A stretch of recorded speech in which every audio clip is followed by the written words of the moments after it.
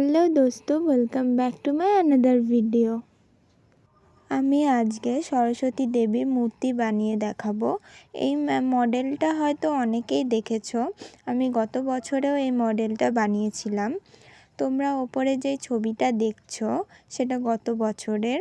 তখন আমি ইউটিউবে ভিডিও বানাতাম না, আর মডেলটা আমার খুব পছন্দের, তাই তোমাদের সাথে শেয়ার করছি আমি কিভাবে বানাচ্ছি এটা।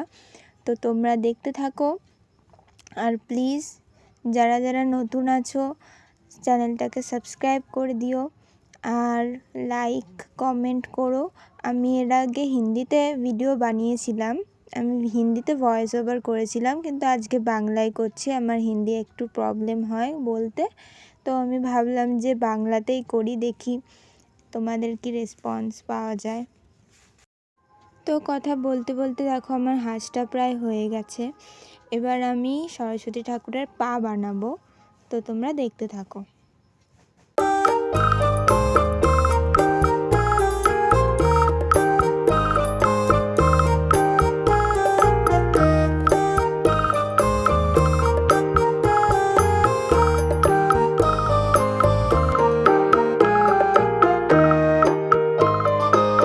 আমি সেফটি পিন দিয়ে পায়ের আঙুলগুলো করে নেব।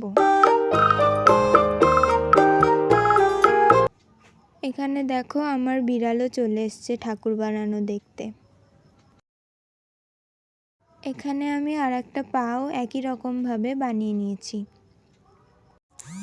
এবার ঠাকুরের বডিখানা আমি করে নেব।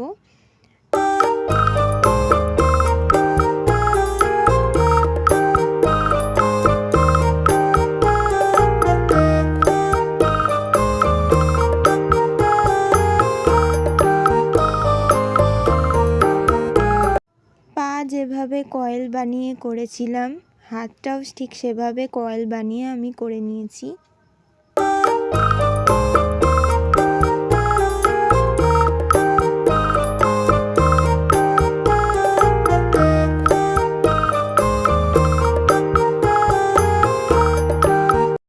এবার কাপড়ের ডিজাইনটা আমি আস্তে আস্তে করে নেব।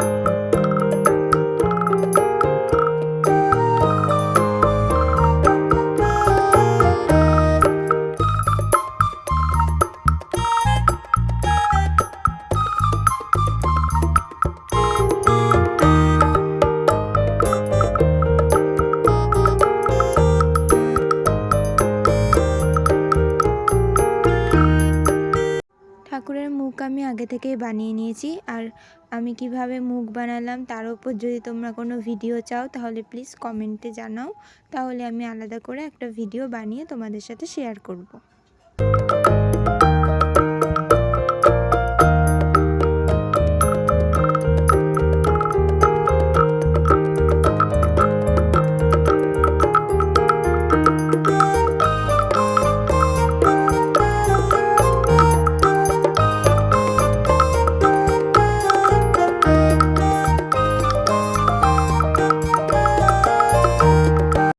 ঠাকুরের সামনেটা তোমরা দেখলে, এবার পেছনটা দেখো কি অবস্থা। তো চলো এটাকে ঠিক করা যাক।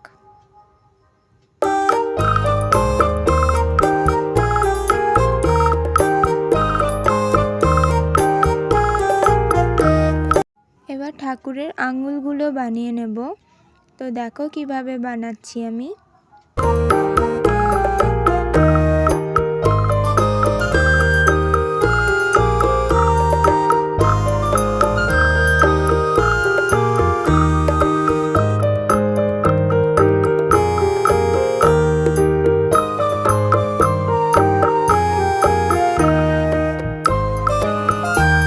গলার গয়নাগুলো যেভাবে বানাচ্ছি সেরকমভাবে আমি হাতের গয়নাগুলোও বানিয়ে নিয়েছি। এটা একটু ডিজাইন করে দিয়েছি আমার নিজের মতো করে, তোমরা তোমাদের ইচ্ছে মতো ডিজাইন করতে পারো। তো দেখো আমি কীভাবে, আর এটা ঠাকুরের ফাইনাল লুক, তোমরা দেখে জানিও কেমন হয়েছে। তো চলো দেখা হচ্ছে নেক্সট কোনো ভিডিওতে, টাটা।